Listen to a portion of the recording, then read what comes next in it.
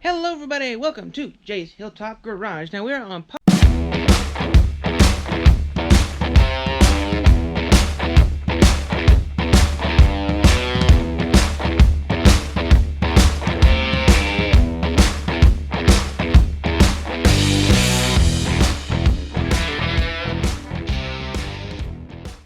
and call these places and get prices and everything, and I'll be back to you after all that. So this is where the fun part comes in. I gotta call everybody. Alright, I'm probably gonna be another 30 minutes, but it's really not that bad. I don't know, it just depends. But yeah, I'll get back to you after I get all the prices. Alright, so I gotta hold everybody. A couple things I just looked online to find the answers. But anyway, so, all the prices totaled up, and this is at the most, so I might spend less than this. But the most, I'm looking at about $200 just for what I need. I need a tube for that. From looks of it, 4 gallons of oil. I might see if I can't get like 3 gallons, and then a small, like a quart of it, something like that. And then $5 to get a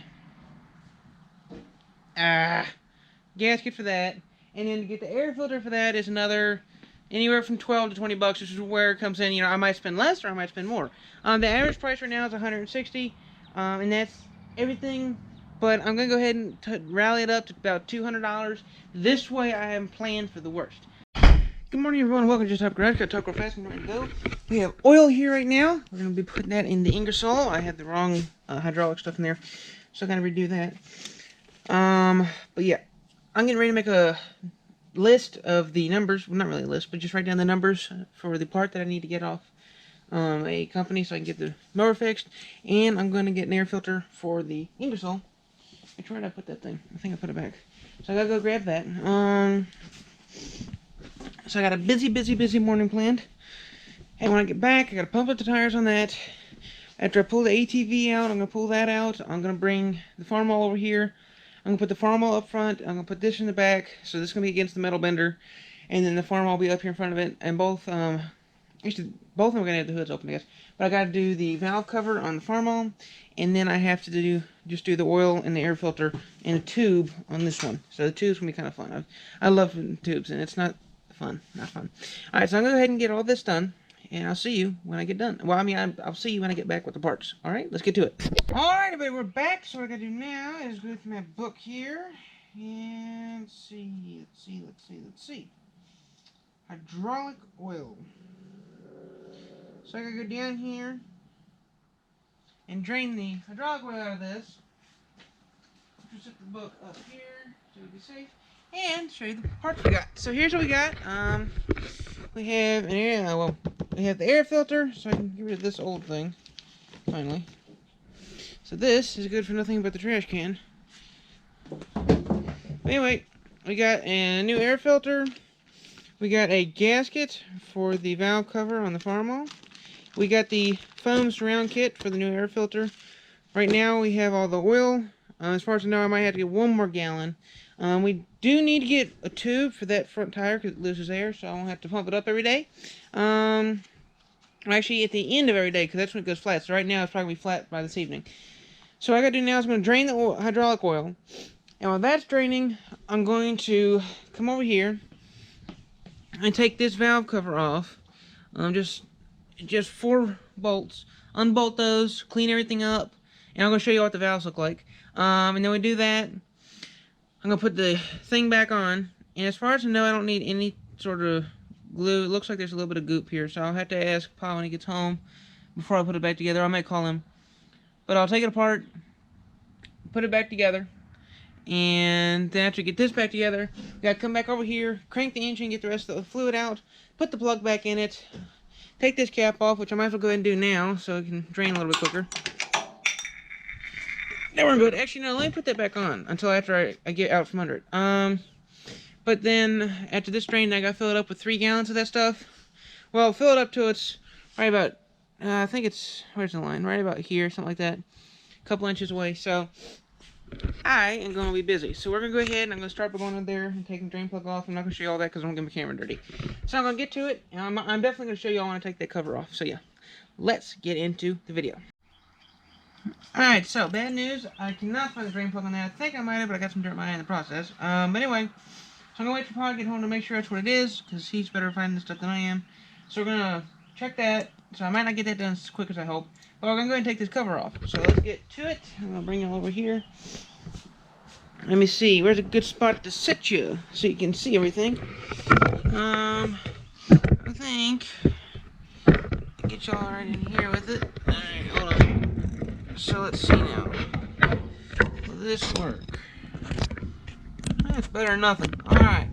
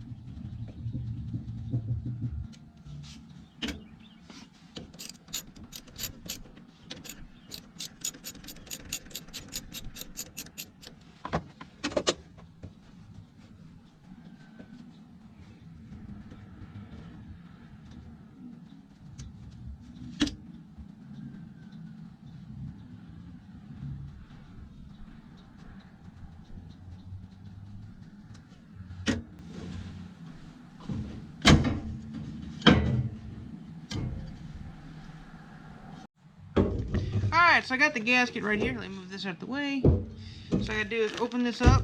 Let's see how I want to do this. I'm trying to do this as careful as I can so I don't break anything. Let's see now. Okay, so I can cut along here. There we go. And then we pull out our new gasket.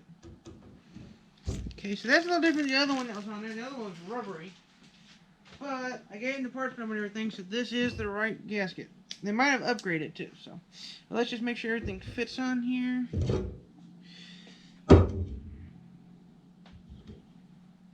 Yep, fits good.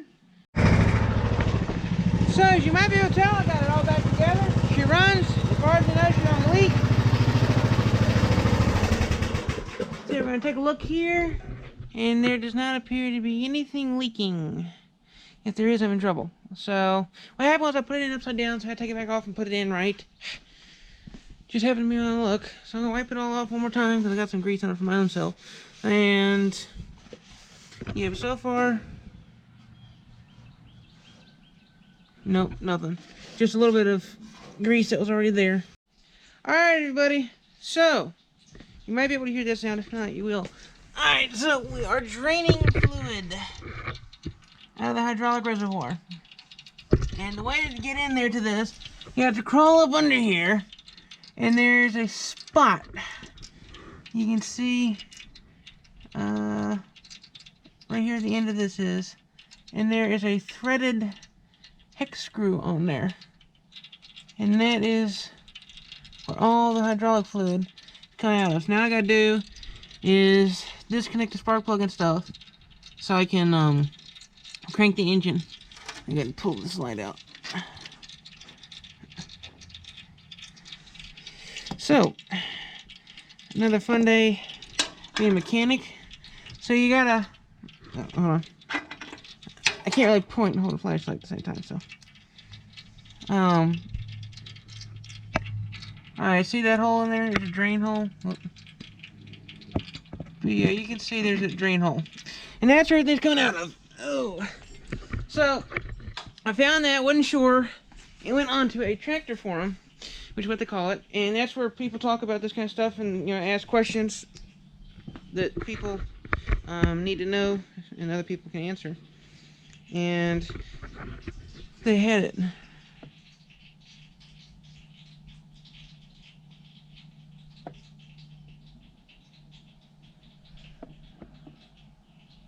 That's definitely the right one because this thing is drained. Because if it wasn't the right one, that wouldn't be drained, which would freak me out. Because if it's not drained, that means I pulled the wrong plug and there's oil coming out of somewhere that it shouldn't be. Alright, I'm back. So, I did switch out the pans. Okay, there's still a little bit more dripping out. So, I had to crank the engine over a couple times and I'm gonna let it finish dripping. It was done a minute ago, but now it's moving again. So I gotta crank the engine a couple more times so we can get it all. But this reservoir is empty. And as you can see here, it's still dripping a little bit, not too bad. So, yeah, I just want to crank it some more, make sure I get everything out of there. And then we can put the plug back in, and we can put some oil in there, and we're done. Now, after I put the oil in, what I got to do is fire it up. I got to move it forward, and then back up, and then raise and lower the attachment lift 2 times. And then I'm going to stop. And when I'm letting it cool down, it says you can check it right after that, but I'm going to let it cool down. I'm going to jack the front up a little bit. I'm going to take this tire off, deflate it. And then we are going to put on our heavy-duty smart tube. And you thought that your smart car and your college education were smart. I got the smart tube. How's that? Nah, I'm kidding. But no, seriously, I don't like smart cars. But the smart tube is just, it's slime, which means, according to what I'm understanding, I fill this tube up with air after I put it in there, which is not fun. And then what's going to happen is if I run over a nail, it gets into the tire. The tube is supposed to, what's the word? Fix itself, so it'll never go, I mean, it may eventually like go flat and I just pump it back up, but it'll patch itself. So it's a self-patching tire. And I noticed I might as well go ahead and get the spark plug cleaner working because these spark plugs are kind of nasty. So it'll help the tractor run a lot better. Alright everybody, we are done with everything. The last part that I had to get was this here battery. So I'm going to put this in the Ingersoll. The battery's in the Ingersoll now. I'm going to take out and put it into the Gravely that I stole it from. So the Gravely's going to have her battery back so she can move because she's actually in the way of me getting to one of my implements. And that tractor's not fun to move when it's not running. The Ingersoll, we got her going. I think I'm thinking I might get a rear tube for the back tire. I don't know, probably not. We'll have to see. But putting their front tube in was no fun task. However, the tire still good, which means that tube worked. The problem I had is I went down here, and right there the tractor stopped, so I had to push it up to start on our property. It's no fun. I didn't do that just now. I've been gone for a while. We went out, and I got the battery, and then we went to a couple other places that Mom wanted to go. Ooh. Ugh. Probably one of the smartest thing. Ow. So yes. Again, just another fun day in the shop. You know, yeah, we have fun in this video and everything, but one thing about this video I really want people to take into a lot of consideration is this is what's like on the equipment. So, in saying that, if you are, let's say 10 years old, maybe even younger, maybe even older, if you're looking at buying equipment like this, you know, things to take into consideration are the cost of maintenance. Now, you know, like I said, actually I didn't say that, but alone, battery for this, and the tube for this, and the oil for this, which actually I have a gallon left. I didn't need 3 gallons like I thought I did.